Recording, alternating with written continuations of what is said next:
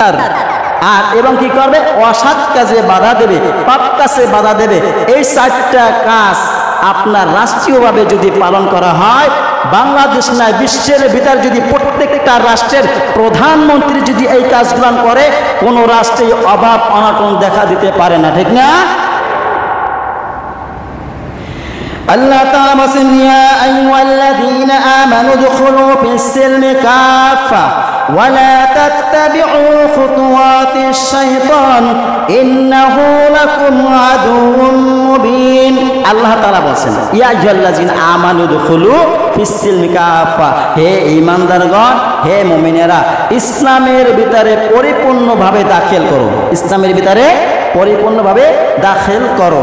এখন পরিপূর্ণ কি? আমরা তো বুঝি যে আমরা ইসলামের ভিতরে আছি। আল্লাহ তাআলা বলেন, আফাতুমিনুনা বিবাদিল কিতাবি ওয়া তাকফুরুনা বিবাদ, তোমরা কিতাবের কিছু কথা মানবা, কিছু কথা মানবা না। তোমাদের যেটা সহজ হয় সেটা মানবা, যেটা কঠিন হয় সেটা মানবা না, যেটা ভালো লাগে সেটা মানবা, যেটা ভালো লাগে না সেটা মানবা না। এটা হতে পারে না। আল্লাহ তাআলা ওয়ার্ডার করছেন, আপনার আমার জন্য কষ্ট হইলেও করতে হবে।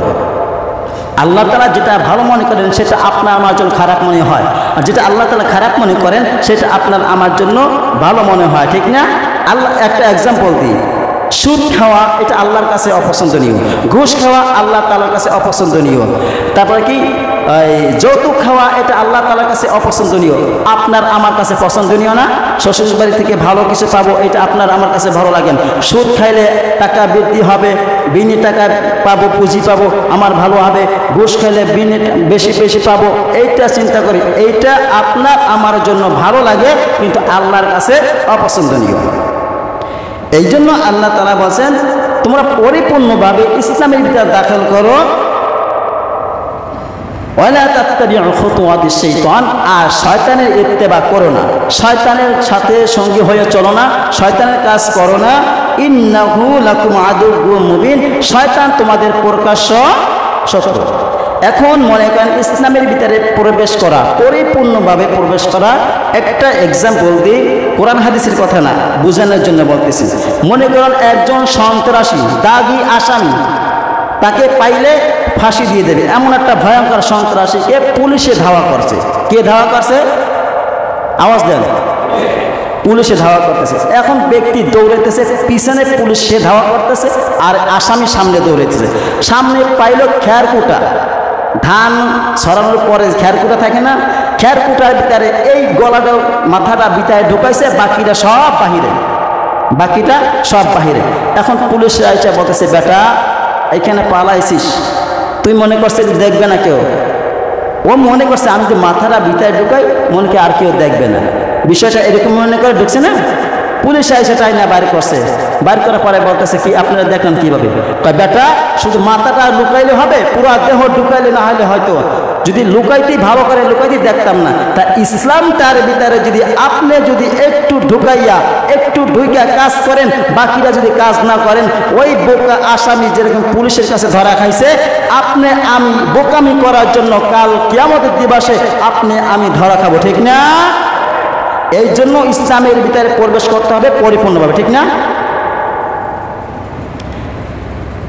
ইন্নানি আনাল্লাহ লা ইলাহা ইল্লা আনা ফা'বুদনি ওয়া আকিমিস সালাতা লিযিকরি।